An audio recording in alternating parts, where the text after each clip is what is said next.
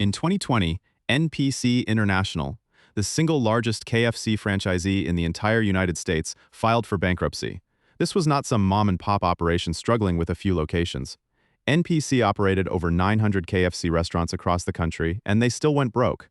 Most people think owning a KFC franchise is one of the safest bets in fast food. You're buying into a $100 billion global brand. The logo does the marketing for you. The recipe is already proven. Just open the doors, sell the chicken, and let the royalties roll in. That is the dream. Here is the reality. The average KFC franchise owner clears somewhere between $50,000 and $100,000 a year, after taking on over $1 million in personal risk to open the doors in the first place, and at least 1 in 3 franchises silently closes within the first 10 years. Today, we run the full cold numbers on what it actually costs to own a KFC startup capital. Royalty fees nobody talks about. The hidden operating squeeze that is killing margins right now, and the real question you need to answer before you write that check. Let us get into it. Here's what makes KFC one of the most seductive franchise opportunities on the planet. Colonel Harlan Sanders started KFC in a gas station in Corbin, Kentucky. In 1952, by 1964, he had franchised over 600 locations. By 1971, he sold the brand for $285 million, worth about $2.2 billion today. KFC is now owned by Yum Brands, the same parent company that owns Taco Bell and Pizza Hut. Yum generates over $7 billion in annual revenue, and KFC alone accounts for roughly 27,000 locations across the planet. That scale is what you're buying into. And that scale is also what makes owning a franchise far more complicated and far more expensive than anyone tells you up front. Because KFC does not just sell chicken, KFC sells a system. And you are paying for that system every single month, whether you're profitable or not. Let us talk about what it actually costs to open one KFC location from scratch. The franchise fee alone, just for the right to use the Colonel's face on your storefront, is $45,000. That is before you have poured a single foundation, before you have hired a single employee, before you have ordered a single box of extra crispy. After that, you are looking at real estate. KFC requires you to either lease or own your location outright, and they have very specific requirements. Standalone buildings are preferred, highly visible, high-traffic corners. In most U.S. markets, securing a location like that will run you anywhere from $200,000 to $500,000 just in lease deposits, build-out, and site development. Then there is the actual restaurant construction and equipment.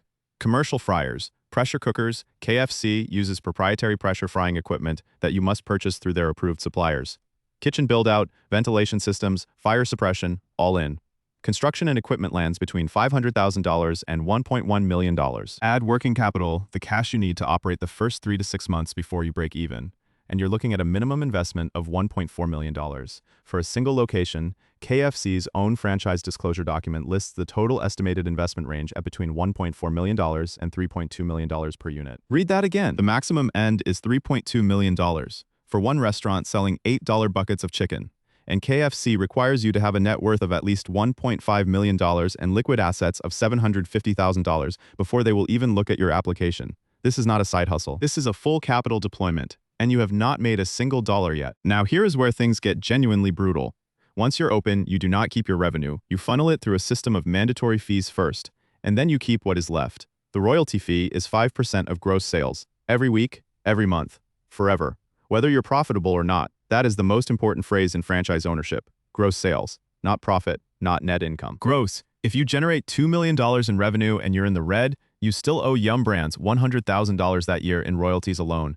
On top of that, KFC mandates a 5% marketing contribution, also on gross sales. That goes to the National Advertising Fund. So before you have paid a single employee or ordered a single case of flour, you have already given up 10% of every dollar you bring in. Now add food costs. In the fast food industry, a well-run kitchen targets 28% to 32% of revenue in food and paper costs.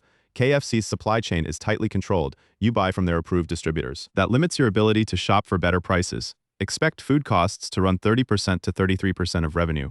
Labor is the next monster.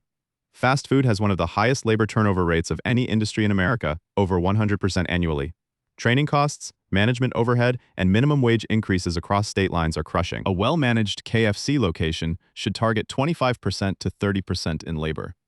In states with $15 to $20 minimum wages, that number is climbing toward 35%. Rent typically runs 8% to 12% of revenue, depending on your market. Utilities, insurance, maintenance, and miscellaneous overhead pull another 8% to 10%. Add all of that up, and your total operating costs at a typical KFC consume 88% to 95% of gross revenue. That leaves you with a net operating margin before debt service of roughly 5% to 12%. Now remember, you borrowed over $1 million to open debt service on that loan, assuming a standard SBA loan at current rates, costs another $100,000 to $150,000 a year. At a $2 million revenue location, a 10% margin gives you $200,000 before debt. After your loan payments, you're walking away with $50,000 to $100,000 a year on a $1.5 million investment. Now, if those numbers just blew your mind, hit that subscribe button right now.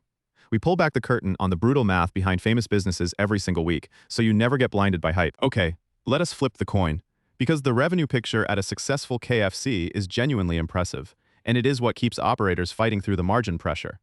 The average KFC unit in the United States generates roughly $1.2 million to $1.6 million in annual sales. But the top quartile of KFC locations, the ones in premium traffic corridors, with sharp operators running lean kitchens, generate $2 million to $3.5 million per year.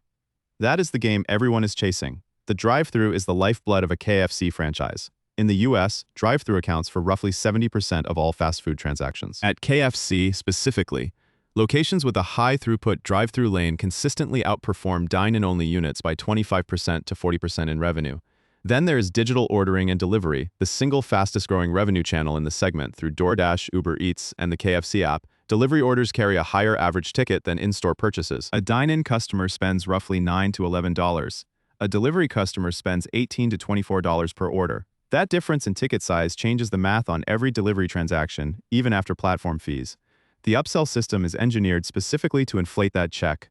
Combo meals, large sizing, add-on sides, dessert items. KFC's menu architecture is built around turning a $7 individual piece into a $14 combo, and the crew is trained to make that happen on every single transaction.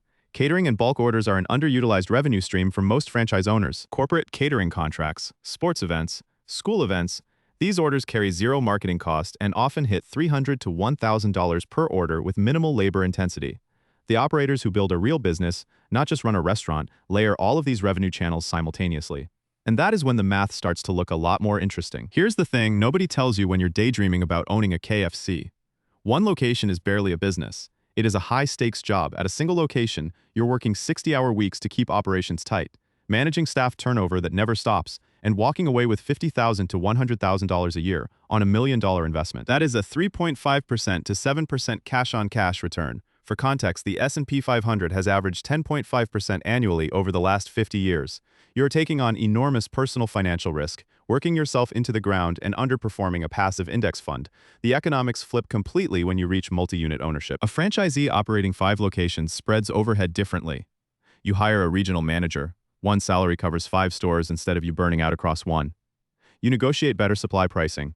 Your marketing efficiency improves. Your debt service per unit decreases as each new location leverages your existing infrastructure. Yum Brands publicly reports that their top-performing KFC franchisees in the US operate an average of 7 to 12 locations per franchisee. Some international operators run 50, 100, even 500 locations. The largest KFC operator in the world, Yum China, operates over 10,000 KFC locations in China alone and generates billions in annual revenue. The people getting rich off KFC are not opening one store. They are building a mini empire inside the system. But to get there, you need capital to fund each new unit, which means profits from early locations get reinvested for years before you see real personal wealth accumulation. The break-even timeline? Figure 5 to 7 years before you are genuinely comfortable, and 10 to 15 years before you're wealthy. So let us land the plane. KFC is one of the most recognized brands in human history. The demand is not going anywhere. Chicken consumption in the United States has doubled in the last 50 years and continues to grow. The infrastructure, the supply chain, and the marketing machine are world-class. But here's the cold, honest verdict. Owning a KFC is not a passive income stream. It is not a shortcut to freedom.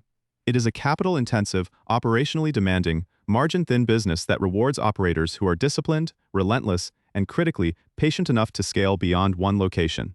The winners in this game are not people chasing passive income.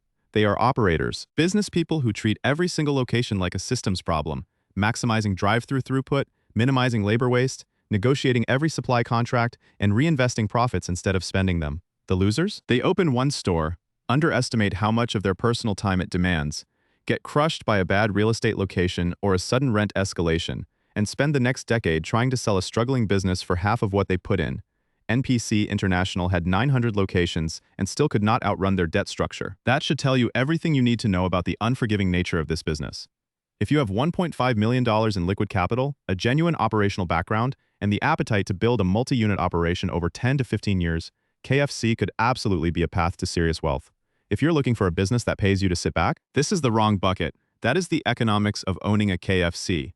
If you want to see us run the numbers on McDonald's, Chick-fil-A, or another franchise that completely changes the math, drop it in the comments, hit like if the numbers surprised you. Subscribe if you want more of this. We will see you in the next one.